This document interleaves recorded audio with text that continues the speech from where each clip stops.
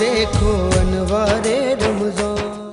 الحمدللہ رب العالمین والصلاة والسلام علی سید الانبیاء والمرسلین اما بعد اعوذ باللہ من الشیطان الرجیم بسم اللہ الرحمن الرحیم قال فما خطبکم ایہا المرسلون قالوا انا ارسلنا الی قوم مجرمین صدق اللہ العظیم۔ اللہم صلی علی محمد وعلی آل محمد وبارک وسلم۔ رب اشرح لی صدری ویسر لی امری واحلل عقدۃ من لسانی یفقہوا قولی واجعل لی وزیرا من اہلی آمین یا رب العالمین۔ ناظرین کرام السلام علیکم ورحمۃ اللہ وبرکاتہ۔ الحمدللہ خلاصہ مضامین قرآن حکیم کا سلسلہ بیان جاری ہے، اور آج انشاءاللہ ہم قرآن حکیم کے 27ویں پارے کے مضامین کا خلاصہ آپ کی خدمت میں پیش کریں گے۔ قرآن حکیم کے 27ویں پارے میں سورہ ذاریات کے 2 رکوع اور سورہ طور سے لے کر سورہ حدید تک 6 مکمل سورتیں شامل ہیں۔ آئیے سورہ ذاریات کے تعلق سے مطالعہ ہم اپنا شروع کرتے ہیں۔ دوسرا رکوع ہے سورہ ذاریات کی آیات 24 تا 46، مجرم قوموں کے جرائم اور ان پر عذاب۔ سب سے پہلے یہاں پر لوط علیہ السلام کی قوم کا تذکرہ ہے۔ ان سے پہلے ابراہیم علیہ السلام کے پاس فرشتے آئے تھے، پھر وہ فرشتے لوط علیہ السلام کی قوم کی طرف آئے۔ ابراہیم علیہ السلام کو ان فرشتوں نے بشارت دی تھی اسحاق علیہ السلام کی ولادت کی، اور لوط علیہ السلام کی قوم کی طرف یہ فرشتے آئے تھے اس قوم کو عذاب دینے کے لیے۔ یہاں پر ذکر ہے کہ قوم لوط پر، آل فرعون پر، قوم عاد و قوم سمود پر اور قوم نوح پر بھی ان کے جرائم کی وجہ سے اللہ تعالیٰ نے عذاب بھیجے۔ یہ ذکر بار بار قرآن حکیم میں آیا ہے۔ رکو نمبر 3 سورہ ذاریات کی آیات 47 تا 60، انسانوں اور جنوں کا مقصد تخلیق اللہ سبحانہ وتعالیٰ کی عبادت ہے۔ بتایا گیا کہ بلند و بالا آسمان اور وسیع و عریض زمین اللہ تعالیٰ نے بنائی، اور وہ اللہ اس کائنات کو وسعت دیے چلا جا رہا ہے۔ ہر شے اللہ تعالیٰ نے جوڑے کی شکل میں بنائی۔ دنیا کا بھی جوڑا ہے وہ آخرت کی زندگی، دنیا عارضی اور آخرت دائمی زندگی ہے۔ بتایا گیا کہ ہم آخرت میں کامیاب ہونا چاہتے تو اپنے مقصد زندگی کو پورا کریں، اور بتایا گیا کہ وما خلقت الجن والانس الا لیعبدون، سورہ ذاریات کی آیت نمبر 56 ہے۔ اللہ فرماتا ہے میں نے جنات اور انسانوں کو صرف اپنی عبادت کے لیے پیدا کیا۔ پوری زندگی کا مقصد کیا بتایا گیا؟ اللہ کی عبادت، 24 گھنٹے میں اس کو معبود مانتے ہوئے اس کی اور اس کے رسول صلی اللہ علیہ وسلم کی اطاعت کرنا۔ یہ عبادت انفرادی معاملات میں بھی مطلوب ہے اور اجتماعی معاملات زندگی میں بھی۔ اللہ تعالی ہمیں توفیق عطا فرمائے، جو اس تقاضے کو پورا کرے وہ کامیاب ہے، اور جس تقاضے سے فرار اختیار کرے ان کے لیے ناکامی اور ذلت والا عذاب بھی ہے اور رسوائی کا بیان بھی ہے۔ سورہ ذاریات کے بعد سورۃ طور کا آغاز ہوتا ہے۔ کافروں کے لیے پر جلال وعید، ڈراوے اللہ تعالیٰ نے بیان کیے۔ مکی دور کی صورتیں جو آخری پاروں میں ہیں، ان کے اندر جو مشرکین مکہ کی طرف سے مخالفتیں آ رہی تھیں، جو کشاکش جاری تھی، ان کا بھی تذکرہ ہمیں ملتا ہے۔ پہلا رکوع سورہ طور کی آیات 1 تا 28، نیک اولاد جنت میں ساتھ ہوگی۔ یہ عنوان اس رکوع کو دیا گیا، البتہ اور مضامین بھی یہاں پر بیان کیے گئے۔ اللہ سبحانہ وتعالیٰ نے پہلے رکوع میں جھٹلانے والوں کے لیے بدترین عذاب کا ڈراوا سنایا۔ کچھ قسمیں اللہ تعالیٰ نے بیان فرمائی جن میں طور پہاڑ کی قسم بھی شامل، اور پھر جو جھٹلانے والے ان کے لیے عذاب کا ذکر ہوا، اور بتایا جو متقین ہیں ان کے لیے نعمتوں والی جنت کی بشارت ہے۔ جنت میں نیک انسان کو اس کی نیک اولاد کے ساتھ رکھا جائے گا۔ اگر کوئی کسی اعمال کی کمی کی وجہ سے کہیں جنت میں درجے میں نیچے ہوگا تو نیچے والے کو اوپر لے جا کر ماں باپ کو اور نیک اولاد کو جو ایمان پر ہوں ملا دیا جائے گا۔ یہ جنتی گھرانے کا ذکر، اللہ ہم سب کو جنت الفردوس عطا فرمائے، اور آج ایمان کی محنت، اس کی حفاظت اور اس کے تقاضوں پر عمل کرنے کی توفیق عطا فرمائے۔ وہ کہیں گے کہ ہمیں یہ انعام اس لیے ملا کہ ہم اپنے گھروں میں غافل نہیں تھے، اللہ سے ڈرتے رہتے تھے، اللہ تعالیٰ نے ہم پر احسان فرمایا اور ہمیں جہنم کے عذاب سے بچا لیا۔ جو غافل ہو جائے گا وہی ناکام ہوگا، اور جو غفلت سے بچے اور اللہ تعالیٰ کو یاد رکھے اور کل کی تیاری کرے، انشاءاللہ وہی کامیاب لوگوں میں ہوگا۔ دوسرا رکوع سورہ طور کا، جہاں پر اللہ سبحانہ وتعالیٰ نے آیات 29 تا 49 میں جو ذکر فرمایا، اس کا ایک عنوان ہے اللہ تعالیٰ کا گستاخان رسول صلی اللہ علیہ وسلم پر غیظ و غضب۔ مشرکین مکہ کے اعتراضات کا جواب دیا گیا۔ یہ نبی پاک صلی اللہ علیہ وسلم کو کاہن، مجنون اور شاعر ہونے کا بہتان لگاتے، معاذ اللہ۔ جواب دیا گیا یہ عقل کے اندھے ہو چکے ہیں، کیا یہ رسول پاک علیہ السلام کے کردار پر غور نہیں کرتے؟ مجنون اور دیوانے لوگوں کا اتنا عمدہ کردار ہوتا ہے، انہی نے نبی علیہ السلام کو ماضی میں صادق اور امین بھی کہا تھا۔ انہیں چیلنج دیا گیا قرآن کے بارے میں شک ہے تو تم بھی ایسا کلام لے آؤ، تمہیں عربی پر بڑا ناز ہے، تم بھی قرآن جیسا کوئی کلام پیش کر کے دکھا دو۔ پھر ایک بڑے جلال کے انداز میں اللہ تعالیٰ نے سوال سوال ان سے کیے، بتاؤ کائنات کس نے بنائی، خود ان لوگوں کو کس نے پیدا کیا، کیا یہ خود اپنے خالق ہیں یا بنائے گئے ہیں؟ اگر ہر دھرمی سے باز نہیں آئیں گے تو اللہ کا عذاب انہیں گھیر لے گا۔ نبی اکرم علیہ السلام کو خوشخبری کہ وہ حضور علیہ السلام اللہ تعالیٰ کی نگاہوں میں ہیں اور اللہ تعالیٰ کی نظر کرم میں ہیں۔ مخالفین کے اعتراضات پر آپ صلی اللہ علیہ وسلم کو اور آپ کے ذریعے صحابہ کرام کو صبر کی تلقین کی گئی ہے اور ان لوگوں کے برے انجام کا انتظار کرنے کو کہا گیا۔ اس کے بعد سورۃ النجم ہے، اللہ تعالیٰ کی بے مثال قدرتوں کا بیان۔ یہ مکی صورتوں کا سلسلہ جاری ہے۔ رکو نمبر 1 ہے، آیات 1 تا 25۔ حضرت جبرائیل علیہ السلام کا ملکوتی صورت میں دیدار، معراج کے واقعے کا جو آسمانی سفر کا حصہ ہے اس کا کچھ بیان سورہ نجم کے آغاز میں آیا۔ ابتدا میں یہ ذکر ہے کہ اللہ کے نبی صلی اللہ علیہ وسلم اپنی خواہش سے کچھ ارشاد نہیں فرماتے، جو ارشاد فرماتے وہ آپ پر اللہ تعالیٰ کی طرف سے وحی کیا جاتا ہے، تو قرآن حکیم ہو اور پھر آپ کے ارشادات مبارک، سب کچھ اللہ تعالیٰ نے آپ کو وحی کے ذریعے عطا فرمایا۔ بتایا گیا کہ قرآن حکیم اللہ کا کلام ہے جو بندوں تک دو راویوں کے ذریعے پہنچا۔ اللہ کا کلام جبریل امین کے ذریعے محمد مصطفیٰ کریم صلی اللہ علیہ وسلم کو عطا ہوا۔ بتایا گیا کہ ایک ہیں جبریل علیہ السلام اور ایک ہے محمد کریم علیہ السلام، یہ دو راوی ہیں اللہ کا کلام جو بندوں تک جنہوں نے پہنچایا۔ اس کے بعد ذکر ہے کہ اللہ کے پیارے نبی علیہ السلام نے جبریل امین کو پہلے بھی دیکھا، 2 مرتبہ حیات طیبہ میں حضور نے جبریل امین کو ان کی اصل شکل میں دیکھا، ان کے 600 پر ہیں، یہ بخاری شریف کی روایت ہے۔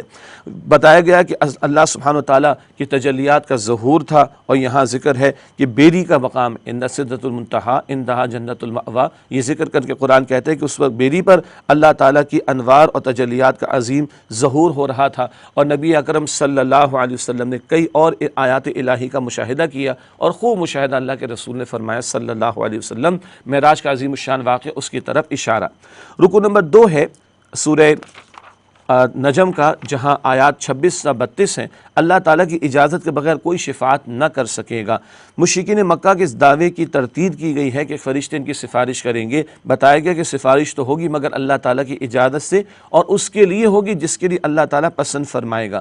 قیامت کا دن اصل میں فیصلے کا دن ہے، برے لوگوں کا برا انجام ہوگا، اور جو لوگ بڑے بڑے گناہوں سے بچتے رہے، بے حیائی کی باتوں سے بچتے رہے، اللہ تعالیٰ انہیں بخشش اور انعامات سے نوازے گا۔ پھر تیسرا رکوع ہے سورہ نجم کا، معاف کیجیے گا، سورہ نجم کا تیسرا رکوع ہے، آیات 33 تا 62۔ انسان کا عمل اس کے کام آئے گا۔ بتایا گیا کہ روز قیامت کوئی انسان کسی دوسرے انسان کا بوجھ نہیں اٹھائے گا، ہر ایک کو اپنا جواب خود دینا ہوگا، ہر انسان کو اس کے اعمال کا بدلہ مل کر رہے گا۔ تمام انسان اللہ تعالیٰ کے حضور پیش ہوں گے، عدالت سجے گی، اور ہر انسان کو اس کی اچھی یا بری کوشش کا بھرپور بدلہ عطا ہوگا۔ واضح کیا گیا کہ انسان کل کا کل اللہ سبحانہ تعالیٰ کے اختیار میں ہے، خوشی ہو، غمی ہو، زندگی ہو، موت ہو، خوشحالی ہو، تنگ دستی ہو، یہ سب کچھ اللہ تعالیٰ ہی کی طرف سے حکم صادر ہوتا ہے۔ اللہ تعالیٰ نے سابقہ قوموں کو ان کی سرکشی پر ہلاک کر دیا۔ بتایا گیا کہ اسی میں خیر مشرکین عرب کی، مشرکین مکہ کی، کہ وہ نبی اکرم علیہ السلام کی دعوت قبول کرے، توحید کے تقاضوں کو پورا کریں اور اللہ کا تعالیٰ کی رحمت کے مستحق بننے کی کوشش کریں۔ سورہ نجم کے بعد سورۃ القمر ہے، اللہ تعالیٰ کے غیظ و غضب کا پر جلال مظہر، پچھلی قوموں کا اور ان کی سرکشی کا اور ان پر آنے والے عذابوں کا ذکر کر کے زوردار انداز میں اللہ تعالیٰ نے تنبیہ فرمائی ہے۔ پہلا رکوع سورہ قمر کا، آیات 1 تا 22۔ قرآن سمجھنے کے لیے آسان کر دیا گیا ہے۔ اس پہلے رکوع میں اللہ تعالیٰ نے مشرکین مکہ کے لیے سخت وعیدیں بیان کی، یہ لوگ واضح نشانیاں دیکھ کر جھٹلا رہے، لہذا انہیں دنیا اور آخرت میں تباہی کا سامنا کرنا پڑے گا۔ نوح علیہ السلام کی قوم اور اسی طرح قوم عاد کا ذکر ہے کہ ان لوگوں نے سرکشیاں کی تو اللہ تعالیٰ نے برباد کر دیا۔ نوح علیہ السلام کی قوم کو اللہ تعالیٰ نے زبردست طوفان، اور قوم عاد کو اللہ تعالیٰ نے تیز آندھی کے ذریعے ہلاک کر دیا۔ ایک موضوع یہاں پر 4 مرتبہ، بلکہ ایک آیت کریمہ 4 مرتبہ سورہ قمر میں آئی، آیت نمبر 17 میں بھی ہے، وَلَقَدْ يَسَّرْنَا الْقُرْآنَ لِلذِّكْرِ فَهَلْ مِن مُدَّكِرٍ، اور یقیناً ہم نے نصیحت کے لیے قرآن کو آسان کر دیا، تو جو کوئی ہے نصیحت حاصل کرے۔ قرآن کا بنیادی پیغام سب کے لیے واضح ہے۔ قرآن کیا چاہتا ہے بندے سے؟ خالق کائنات کا تعارف، کائنات کے بارے میں حقیقت کیوں پیدا کی گئی، بندوں کو کیوں بنایا گیا، یہ بنیادی موضوعات سب کے لیے قرآن حکیم میں بالکل واضح ہیں، اور سب کے لیے اس کی انویٹیشن ہے۔ ہاں، قرآن حکیم سے احکامات کا انفر کرنا اور فقہی مسائل کا اخذ کرنا یہ خاص فیلڈ ہے جس کے لیے وقت لگانا چاہیے، اہل علم کے کرنے کا کام ہے، لیکن قرآن کا بنیادی سادہ پیغام تمام انسانوں کے لیے اوپن ہے، اور اس تعلق سے قرآن نصیحت کے لیے بہت آسان کتاب ہے۔ دوسرا رکوع ہے، آیات 23 تا 40۔ مجرم قوموں پر اللہ کا عذاب، یہاں پہ قوم سمود اور قوم لوط پر آنے والے عذاب کا ذکر ہے۔ قوم سمود کو زلزلے کے ذریعے ہلاک کیا گیا، قوم لوط پر 3 اقساط میں اللہ کا عذاب آیا، ان کو پہلے اندھا کیا گیا، اس کے بعد ان کی بستیوں کو الٹ دیا گیا، پھر ان پر تیز ہواؤں کے ذریعے کنکریوں کی بارش کی گئی۔ ہم جنس پرستی کا مکروہ انجام یہ ہوا کہ ان کو تباہ و برباد کر دیا گیا۔ تیسرا رکوع ہے آیات 41 سے 55، جیسا عمل ہوگا ویسا ہی بدلہ ملے گا۔ یہاں تیسرے رکوع میں آل فرعون پر عذاب کے ذکر کے بعد آگاہ کیا گیا کہ جو قوم اللہ تعالیٰ کی نافرمانی کرے گی اپنے کیے کا وبال پا کر رہے گی۔ مشرکین مکہ اگر نافرمانی پر اڑے رہے تو ان کے ساتھ بھی اسی طرح کا معاملہ کیا جائے گا اور وہ ہزیمت سے دوچار ہوں گے۔ قیامت کے دن انہیں منہ کے بل جہنم کی آگ میں گھسیٹا جائے گا۔ بتایا گیا ہر عمل خواہ چھوٹا ہو یا بڑا لکھا جا رہا ہے اور اسی کے مطابق بدلہ ملے گا، اور متقین کے لیے اللہ کے ہاں قرب کا مقام ہوگا اور وہ جنت کے مشروبات سے لطف اندوز ہو رہے ہوں گے۔ اللہم انا نسألک جنت الفردوس، اے اللہ ہم تجھ سے جنت الفردوس کا سوال کرتے ہیں۔ اس کے بعد سورۃ الرحمن ہے، قرآن کی زینت جسے کہا گیا، اور 31 مرتبہ وہ آیت کریمہ آتی ہے فَبِأَيِّ آلَاءِ رَبِّكُمَا تُكَذِّبَانِ، پس تم اپنے رب کی کن کن نعمتوں کو جھٹلاؤ گے۔ پہلا رکوع سورۃ الرحمن کا آیات 1 تا 25، قرآن حکیم کے سیکھنے اور سکھانے کی فضیلت۔ ابتدا میں 4 چوٹی اور عروج کی باتوں کا اللہ نے ذکر کیا۔ اللہ کی سب سے پیاری بہترین صفت رحمان، اللہ تعالیٰ نے سارے علوم سکھا، لیکن بہترین علم جو اللہ نے سکھایا، بہترین علم جو اللہ نے عطا فرمایا وہ قرآن کا علم۔ ساری مخلوق اللہ کی ہے لیکن بہترین مخلوق انسان کو ساری صلاحیتیں اللہ نے دی مگر بہترین صلاحیت بیان، تو انسان کو چاہیے کہ اللہ کی عطا کردہ بہترین صلاحیتوں کو اس کے بہترین کلام قرآن حکیم کے سیکھنے سکھانے میں استعمال کرے۔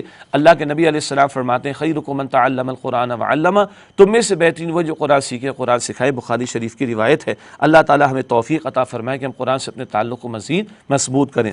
بتایا گیا اس رکوع میں کہ اللہ سبحانہ وتعالیٰ نے کائنات کی ہر شے میں توازن رکھا، اور یہ توازن اس بات کا پیغام دے رہا ہے کہ لوگوں کو بھی اپنے معاملات میں توازن رکھنا چاہیے، عدل کا معاملہ کرنا چاہیے، اور دائیں بائیں ہو جانے اور انتہا پسندی پر چلے جانے سے اپنے آپ کو بچانا چاہیے۔ دوسرا رکوع سورۃ الرحمن کا آیات 26 تا 45، انسانوں اور جنات کی بے بسی۔ بتایا گیا کہ مظاہر قدرت بہت حسین ہے، اس کائنات میں اللہ تعالیٰ کی قدرت کے نظارے تمہاری نگاہوں کے سامنے، لیکن یہ سارا کچھ معاملہ فنا ہو جائے گا، جو کوئی زمین پر ہے وہ فنا ہو جائے گا، اور باقی رہے گی ذات رب ذوالجلال والاکرام کی۔ بتایا گیا کہ اس ہستی کے ساتھ مسلسل لو لگا کر تم بھی اللہ تعالیٰ کی دائمی رحمتوں کو اور نعمتوں کو اور سکون کو حاصل کر سکتے ہو۔ انسانوں اور جنات کو ان کی بے بسی کے بارے میں بتا دیا گیا۔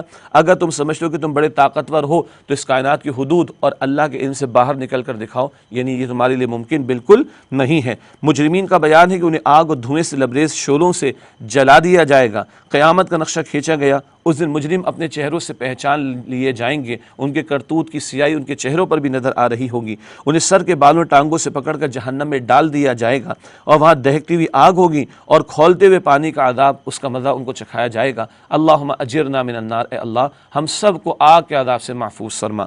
اس کے بعد تیسرا رکوع ہے سورۃ الرحمن آیات 46 تا 78، 2 طرح کی جنتیں، سبحان اللہ۔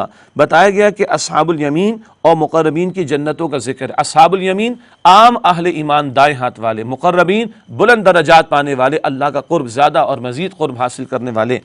اصحاب الیمین دائیں ہاتھ والے وہ سعادت مند ہیں جنہیں نام اعمال دائیں ہاتھ میں دیا جائے گا۔ ان کی جنت باغات انتہائی گھنے ہوں گے، چشمے بہہ رہے ہوں گے، ہر طرح کے میووں کی کثرت ہوگی، ان کی بیویاں شرم و حیا کی پیکر اور موتی اور مونگوں کی طرح حسین ہوں گی۔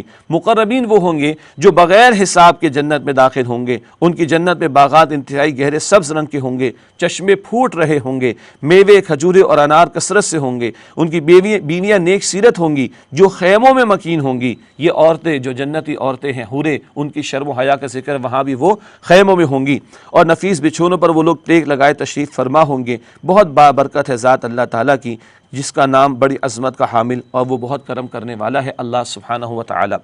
اس کے بعد سورۃ الواقعہ ہے، یہ بھی ایک مکی سورت ہے۔ آخرت میں انسانوں کے احوال کا بیان۔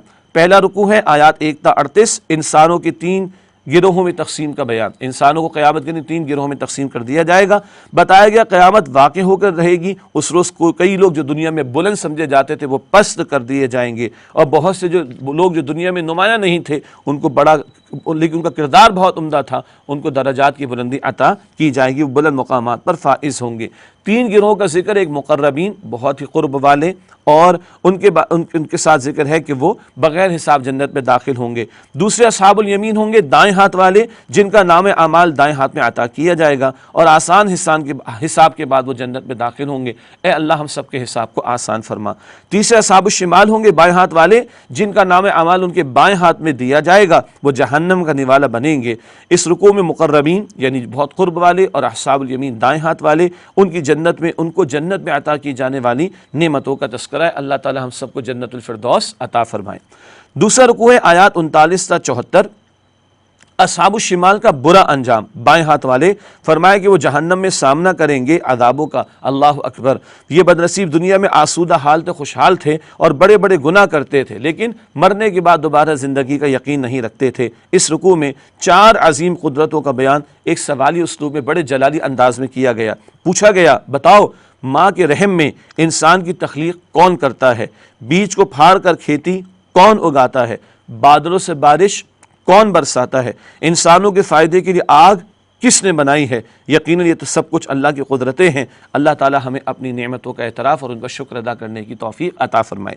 اس کے بعد تیسرا رکوع سورۃ الواقعہ کا آیات 75 تا 96، موت کا منظر۔ اللہ اکبر، پہلے بتایا گیا قرآن حکیم کی عظمت کا ذکر کہ وہ لوح محفوظ میں محفوظ ہے، وہاں رسائی مقرب فرشتوں ہی کی ہے۔ لیکن افسوس کا مقام تو ہے کہ اس قدر بلند درجات والا اور عظمت والا قرآن ہے، لیکن انسانوں کی عظیم اکثریت کا معاملہ کہ وہ اس سے سستی کرتے ہیں۔ اللہ تعالی ہمیں محفوظ رکھے اور ہمیں قرآن حکیم سے جڑنے کی توفیق دے، اس کو دل سے بھی مانیں اور اس کے تقاضوں پر بھی عمل کریں۔ اللہ ہم سب کو اس کی توفیق عطا فرمائے۔ انسان کی موت کا نقشہ کھینچا گیا، موت کے وقت اس کی جان حلق کے قریب آ کر پھنس جاتی ہے، مرنے والا تڑپ رہا ہوتا ہے، عزیز اقارب دوست احباب قریب کھڑے دیکھ رہے ہوتے مگر وہ اس کو بچا نہیں سکتے۔ بتایا گیا اگر تم بڑے اختیار والے ہو، اپنے آپ کو صاحب اختیار سمجھتے ہو تو اس مرنے والے کی جان کو اس کے جسم میں لوٹا دو، لیکن تم ایسا نہیں کر سکتے۔ زندگی موت کا کوئی اختیار اللہ تعالیٰ کے پاس ہے۔ اب آخر میں پھر نتائج ہیں تینوں گروہوں کے حوالے سے۔ اب اگر مرنے والا مقربین میں سے ہوگا تو جنت کی ہواؤں اور خوشبوؤں سے اس کا استقبال ہوگا، سبحان اللہ۔ اگر مرنے والا دائیں ہاتھ والوں میں سے ہوگا تو اسے فرشتے سلامتی کی بشارت دیں گے، اور اگر خدا نہ خواستہ وہ مرنے والا گمراہ اور حق کا باغی ہوگا تو اسے کھولتے ہوئے پانی اور دہکتی ہوئی آگ میں جانے کی خبر دی جاتی ہے۔ اللہ تعالیٰ میں جنت الفردوس عطا فرمائے اور اللہ جہنم سے ہم سب کی حفاظت فرمائے۔ اس کے بعد سورۃ الحدید کا آغاز ہوتا ہے۔ اب مکی صورتیں مکمل ہوئیں، 7 مکی صورتیں، اور اب 10 مدنی صورتیں آ رہی ہیں۔ ایک یہاں سورہ حدید 27 پارے میں، 9 مدنی صورتیں 28 پارے میں انشاءاللہ تعالی ہم پڑھیں گے۔ ان میں اللہ تعالیٰ نے بڑے اہم تقاضے دین کے ہمارے سامنے رکھے، امت سے بڑے تقاضے کیے گئے ہیں اور ایمان کے ثمرات اور نتائج کو بھی بیان کیا گیا۔ طویل مدنی صورتوں کے مختصر خلاصے جو ان آخری مدنی صورتوں میں ہمارے سامنے آ رہے ہیں۔ سورۃ الحدید دینی تقاضوں کا جامع بیان، رکو نمبر 1 آیات 1 تا 10۔ دین اسلام کے 2 تقاضے، ایمان اور انفاق۔ اول اس رکوع میں اللہ تعالیٰ کی بڑی شان بیان کی گئی ہے، اس کی عظمتوں کا ذکر ہے، خاص طور پر یہ ذکر ہے کہ اللہ تعالیٰ بادشاہ حقیقی ہے۔ آج امت کے ذہنوں سے تصور اٹھ گیا کہ اللہ حاکم بھی ہے، زمین اللہ کی حکم اللہ کا چلنا چاہیے، حقیقی بادشاہ وہ ہے، مگر آج امت کے ذہنوں سے تصور اٹھ چکا ہے۔ 2 تقاضے دین کے یہاں پر بیان کیے گئے۔ پہلا یہ کہ حقیقی ایمان دل میں پیدا کرو، محض لپ سروسنگ کافی نہیں، زبان کے اقرار کافی نہیں، دل کی تصدیق بھی ضروری ہے، اور یہ جو ایمان ایسا ہو جو تمہارے کردار میں نظر آئے، اور دل میں جب ایمان ہوتا ہے تو انسان کا عمل ثبوت پیش کرتا ہے۔ یہ بھی بتایا گیا کہ دل والا ایمان ملتا ہے قرآن سے، حقیقی ایمان ملتا ہے قرآن حکیم سے۔ اس قرآن پر غور و تدبر کیا جائے تو انسان کا دل نور ایمان سے منور ہوتا چلا جاتا ہے۔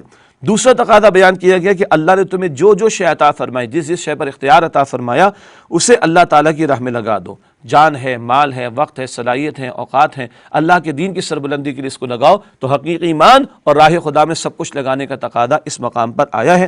فرمایا کہ جو آج جبکہ دین کی مغلوبیت کا دور ہو، اللہ کے احکام نافذ نہیں بہت سارے، ایسے مغلوبیت کے دور میں جو تقاضے پورے کرے اور دین کی سربلندی کی جد و جہد کرے، ان کے لیے اللہ کے ہاں بہت بلند درجات ہیں۔ دوسرا رکوع ہے سورہ حدید کی آیات 11 تا 19، دین کے تقاضے ادا نہ کرنے کی سزا۔ بتایا گیا کہ اللہ کے دین کے لیے مال خرچ کرو، جو تم خرچ کرو گے اللہ اپنے ذمہ قرض قرار دیتا ہے، سبحان اللہ، اللہ بڑھا چڑھا کر تمہیں عطا فرمائے گا۔ بتایا گیا کہ پل صراط، اس سے ہر ایک کو گزرنا ہے۔ الصراط ویسے عربی میں حدیث میں لفظ آتا ہے، ہم اس کو اردو میں پل صراط کہتے ہیں۔ وہ ایک تاریک راستہ ہے جو جہنم کے اوپر سے گزرتا ہے۔ دین کے تقاضے ادا کرنے والے، ان کے پاس 2 نور ہوں گے، ایمان کا بھی اور عمل کا بھی، اللہ تعالیٰ اس روشنی میں ان کو گزار دے گا۔ اللہ تعالیٰ ہمیں بھی اسی طرح وہاں سے گزار دے۔ اس کے برعکس جو دین کے تقاضے ادا نہیں کرتے وہ منافقین ہیں، کلمے کا دعویٰ کرتے لیکن دین کے تقاضوں پر عمل نہیں کرتے، راہ خدا سے فرار اختیار کرتے ہیں، یہ منافقین ہیں، وہ نور سے محروم ہوں گے اور وہ ٹھوکریں کھا کر الصراط سے وہیں گرا دیے جائیں گے جہنم کے گڑھوں میں۔ اللہم اجرنا من النار، اے اللہ ہم سب کو عذاب جہنم سے محفوظ فرما۔ منافق کہیں گے ایمان والوں سے ہم تمہارے ساتھ نہیں تھے، ہم تو تمہارے ساتھ ہی ہوا کرتے تھے۔ ایمان والے کہیں گے ہاں ہاں، لیکن تم مال اور اولاد کے فتنے میں مبتلا ہو گئے، دین کے تقاضے ادا کرنے کے حوالے سے انتظار کرتے رہے اور پھر شک میں مبتلا ہو گئے، شیطان نے تمہیں بخشش کی امید دلا کر دھوکے میں مبتلا کر دیا، اب تمہارا حشر جہنم میں کافروں کے ساتھ ہوگا۔ انجام کے اعتبار سے منافق کافر کے ساتھ ہوگا، استغفر اللہ۔ جھنجھوڑا گیا کہ اب بھی ایمان والوں پر وقت نہیں آیا، ان تخشع قلوبہم لذکر اللہ، اللہ کے ذکر سے ان کے دل کانپ اٹھے، اور جو اللہ نے حق میں سے نازل فرمایا اس کو سن کر ان کے دل کانپ اٹھیں۔ ہم بھی سوچیں کہ اللہ کے کلام کا ہم پر کس قدر اثر ہو رہا ہے۔ بتایا گیا ہے کہ دیکھو اللہ تعالیٰ کی راہ میں مال خرچ کرو، اس سے منافقت دل سے نکل جائے گی۔ دنیا کی محبت کی وجہ سے بندہ دین کے تقاضوں سے ہٹتا ہے، مال کو راہ خدا میں لگاؤ، یہ دنیا کی محبت مال کی محبت نکلے گی، نفاق سے تم بچ جاؤ گے اور ایمان کی دولت تمہیں میسر آ سکے گی، اور پھر تم اللہ تعالیٰ کے صدیق و شہید کا درجہ بھی پا سکو گے۔ تیسرا رکوع سورہ حدید کی آیات 20 سے 25 دنیاوی زندگی کے 5 ادوار کا بیان۔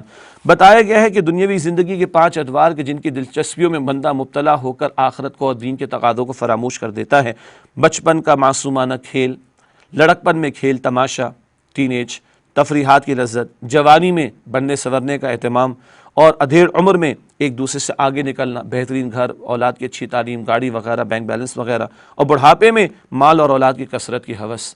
جیسے جیسے بندہ آگے بڑھتا ہے پیشے زندگی کی کوئی حیثیت اس کی نگاہوں میں نہیں رہتی۔ بتایا گیا دنیا کی زندگی کھیتی کی مانند ہے، جب کھیتی فصل اس میں اگاتی ہے، لہلانے لگتی تو کسان بڑا خوش ہوتا ہے، پھر وہ زرد پڑ جاتی ہے۔ تم بھی جوانی کے جوبن پر آتے ہو، بڑے اکڑ میں آ جاؤ تو بڑھاپا آئے گا، موت آ جائے گی، اور اس سے پہلے بھی موت آ سکتی ہے، مٹی مٹی ہو جاؤ گے، لیکن کل اللہ تعالیٰ کے سامنے کھڑا ہونا ہے، پھر وہاں اس کی مغفرت اور اس کی رضامندی کا اعلان ہے، یا پھر اللہ کی طرف سے شدید عذاب۔ تم غور کرو تم کل کے لیے کیا تیاری کر رہے ہو۔ یہ دنیا کی حقیقت بیان کر دی گئی، عارضی ہے، جس کی محبت میں ڈوب کر بندہ دین کے تقاضوں سے فرار اختیار کر لیتا ہے۔